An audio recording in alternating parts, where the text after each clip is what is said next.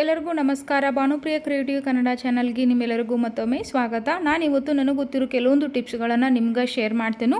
ಅದಕ್ಕಿಂತ ಮುಂಚೆ ನೀವು ನನ್ನ ಚಾನಲ್ಗೆ ಹೊಸದಾಗಿ ನೋಡತ್ತಿದ್ರೆ ದಯವಿಟ್ಟು ಸಬ್ಸ್ಕ್ರೈಬ್ ಮಾಡ್ಕೊಂಡು ನೋಡ್ರಿ. ಇನ್ಯಾಕ್ ತಡ, ಸಿಂಪಲ್ ಆಗಿರೋ ಕಿಚನ್ ಟಿಪ್ಸ್ಗಳನ್ನು ನೋಡ್ಕೊಂಬರೋನು ಬರ್ರಿ.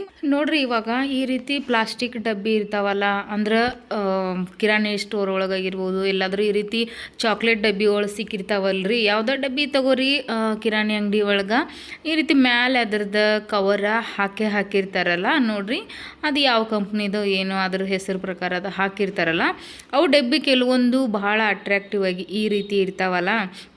ಈ ರೀತಿ ಡಬ್ಬಿನ ನಾವು ತೊಗೊಂಬರ್ತೀವಿ, ಆದರೆ ಈ ಕವರ್ದಿಂದ ಅದು ಅಷ್ಟು ಚಲೋ ಕಾಣಿಸಂಗಿಲ್ಲಲ್ಲ. ಆ ಕವರ್ನ ಎಷ್ಟು ಈಸಿಯಾಗಿ ರಿಮೂವ್ ಮಾಡ್ಬೋದು ಅನ್ನೋದ ನೋಡ್ಕೊಂಬರೋನು ಬರ್ರಿ. ನೋಡ್ರಿ, ನಾನು ಒಂದು ಬೊಗಾನಿ ಒಳಗೆ ನೀರು ಬೆಚ್ಚಗೆ ಮಾಡ್ಕೊಳಕ್ಕೆ ಇಟ್ಕೊಂಡೀನಿ. ಒಂದು ಸ್ವಲ್ಪ ಉಗುರು ಬೆಚ್ಚಗಾದರೆ ಸಾಕು, ಜಾಸ್ತಿ ಬೆಚ್ಚಗೇನು ಬೇಡ. ನೋಡ್ರಿ, ಇವಾಗ ನಾನು ನೀರು ಕಾಯಿಸ್ಕೊಂಡೀನಿ, ಅದ ನೀರನ್ನು ಇದಕ್ಕೆ ಹಾಕೋಬೇಕ್ರಿ. ಅದು ಕವರ್ ಎಲ್ಲಿ ತನ ಇರ್ತೈತಲ್ಲ ಅಲ್ಲಿ ತನ ಇದನ್ನು ನೀರನ್ನು ಆ್ಯಡ್ ಮಾಡ್ಕೋಬೇಕ್ರಿ. ಅಂದ್ರೆ ಕವರ್ ಒಂದು ಸ್ವಲ್ಪ ಸಣ್ಣದಿತ್ತಂದ್ರೆ ಪೂರಾ ಡಬ್ಬಿ ತುಂಬ ನೀರು ಹಾಕೋಬೇಕತ್ತಿಲ್ಲ. ನೋಡ್ರಿ, ಇವಾಗ ಕಾಣಿಸ್ತೈತಲ್ಲ ಈ ಕವರದು ಪೇಪರ್ ಅಲ್ಲಿ ತನ ಐತಿ, ಅದು ಸ್ಟಿಕ್ಕರ್, ಅದನ್ನು ಅಲ್ಲಿ ತನ ಆ ಸ್ಟಿಕ್ಕರ್ ಮುಳುಗು ತನ ಹಾಕೋಬೇಕು. ಹಾಕೊಂಡ ಈ ರೀತಿ ಮ್ಯಾಲೆ ಮುಚ್ಚಿಟ್ಬಿಡ್ರಿ.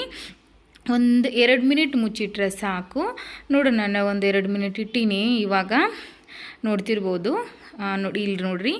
ಇವಾಗ ಇದನ್ನು ನಾವು ಕವರ್ ನೀಟಾಗಿ ಅದು ಸ್ಟಿಕ್ಕರನ್ನು ತೊಗೊಂಬಿಡೋಣ. ಅದು ಅಂಟು ಇರ್ತೈತಲ್ಲ, ಕೆಲವೊಬ್ರು ಈ ರೀತಿ ತಗೊಂಡ್ರಿಂದ ಕರೆಕ್ಟಾಗಿ ಬರೋಂಗಿಲ್ಲ, ಅಂಟು ಹಂಗೆ ಉಳಿತೈತಿ ಅಂತಾರಲ್ಲ, ಆ ರೀತಿ ಏನೂ ಉಳಿಯಂಗಿಲ್ಲ. ಈ ರೀತಿ ಬಿಸಿನೀರು ಡಬ್ಬಿ ಒಳಗನ ಇರಬೇಕು, ಚೆಲ್ಲಬಾರ್ದು. ಡಬ್ಬಿ ಒಳಗೆ ಬಿಸಿನೀರು ಇರ್ತಾನ ಈ ಕವರನ್ನು ನೀಟಾಗಿ ಈ ರೀತಿ ತೆಕ್ಕೊಂಬಿಡ್ಬೇಕ್ರಿ.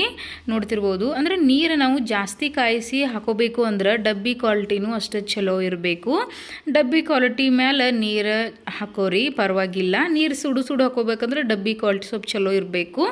ಸ್ವಲ್ಪ ಓಕೆ ಇತ್ತಂದ್ರೆ ನೀರು ಒಂದು ಸ್ವಲ್ಪ ಉಗುರು ಬೆಚ್ಚಗೆ ನೀರು ಹಾಕಿದ್ರೆ ಸಾಕ್ರಿ.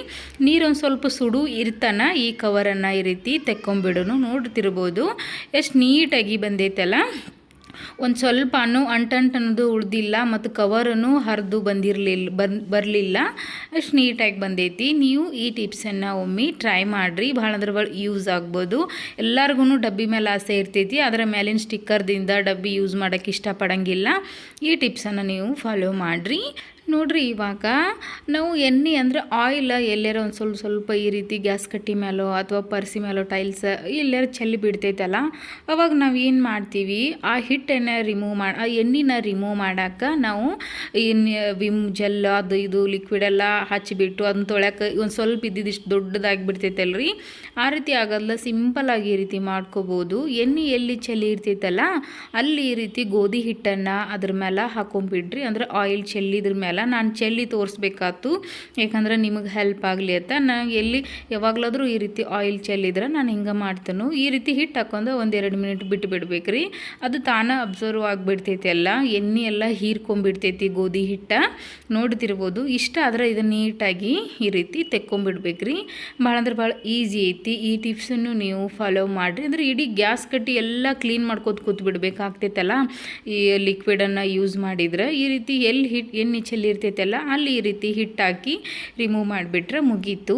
ನೋಡ್ತಿರ್ಬೋದು, ಒಂದು ಸ್ವಲ್ಪನೂ ಎಣ್ಣೆ ಕಾಣಿಸ್ಲಿಲ್ಲಲ್ಲ, ಎಷ್ಟು ನೀಟಾಗಿ ನಾವು ವಿಮ್ ಜೆಲ್ ಹಚ್ಚಿ ಸಾಬೂನು ಹಚ್ಚಿ ಯಾವ ರೀತಿ ನಾವು ಸ್ವಚ್ಛ ಮಾಡ್ತೀವಲ್ಲ ಅದೇ ರೀತಿನ ಆಗ್ತೈತಿ. ಈ ಟಿಪ್ಸನ್ನು ನೀವು ಒಮ್ಮೆ ಟ್ರೈ ಮಾಡಿರಿ.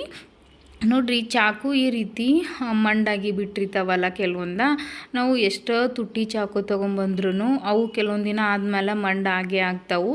ಅವಾಗ ಕೆಲವೊಬ್ರು ಏನು ಮಾಡ್ತಾರೋ ಅದನ್ನು ಒಗೆದು ಬಿಡ್ತಾರೋ ಅಥವಾ ಸಾನಿ ಹಿಡಿಸ್ಕೊಂಬರ್ದು ಅಂತಾರಲ್ಲ, ಅಂದರೆ ಚಾಕು ಶಾರ್ಪ್ ಮಾಡೋದು ಅಂಗಡಿ ಇರ್ತಾವೆ, ಅಲ್ಲಿ ಹಿಡಿಸ್ಕೊಂಬರ್ತಾರೆ ದುಡ್ಡು ಕೊಟ್ಟ. ಆ ರೀತಿ ಮಾಡೋಕ್ಕಿಂತ ಈ ರೀತಿ ವೇಸ್ಟ್ ಕಪ್ ಇರ್ತಾವಲ್ರಿ, ಸಿರಾಮಿಕ್ ಚಾಕುಡಿ ಕಪ್ಪ, ಅವು ಈ ರೀತಿ ಹಿಡ್ಕಿ ಎಲ್ಲ ಮುರಿದಿದ್ದು ವೇಸ್ಟ್ ಇರ್ತಾವಲ್ಲ ಅದನ್ನು ನಾವು ಈ ರೀತಿ ಚಾಕುನ ಚೂಪ್ ಮಾಡೋಕ್ಕೆ ಯೂಸ್ ಮಾಡ್ಕೋಬಹುದು. ನೋಡ್ತಿರ್ಬೋದು ಎಷ್ಟು ನಿಮ್ಗೆ ಕಾಣಿಸತ್ತೈತೆಲ್ಲ ವಿಡಿಯೋದಾಗ ಯಾವ ರೀತಿ ಮಾಡತ್ತೀನಲ್ರಿ, ಆ ರೀತಿ ನೀವು ಮಾಡಿರಿ. ಚಾಕು ಚೂಪ ಆಗ್ತೈತಿ. ಒಂದು ವಾರದಾಗ ಒಂದು ಸರಿನೋ ಒಟ್ಟು ಚಾಕು ಮಂಡಾದಾಗ ಮಾಡಿರಿ, ಭಾಳ ಯೂಸ್ಫುಲ್ ಐತಿ. ಇನ್ನು ಕತ್ರಿನೂ ಮಂಡಾಗಿತ್ತು, ಅದನ್ನು ನಾನು ಸೇಮ್ ಹಂಗೆ ಮಾಡ್ಕೋತನು, ಭಾಳ ಚೂಪ್ ಆಗ್ತೈತಿ. ಈ ರೀತಿ ಮಾಡ್ಕೊಂಡ್ಮೇಲೆ ಅದನ್ನೇನು ಕಪ್ ಒಗೆಯೋ ಅವಶ್ಯಕತೆ ಇಲ್ಲ. ಕಪ್ ಮತ್ತೆ ರೀಯೂಸ್ ಮಾಡ್ಕೋಬೋದು. ಈ ಟಿಪ್ಸ್ ಎಲ್ಲ ನಾನು ಮಾಡಿರೋ ಎಲ್ಲ ಟಿಪ್ಸ್ ನಿಮ್ಗೆ ಇಷ್ಟ ಆದರೆ ಲೈಕ್ ಮಾಡಿರಿ, ಕಾಮೆಂಟ್ ಮಾಡಿರಿ. ವಿಡಿಯೋ ನೋಡಿದ್ದಕ್ಕಾಗಿ ಥ್ಯಾಂಕ್ ಯು.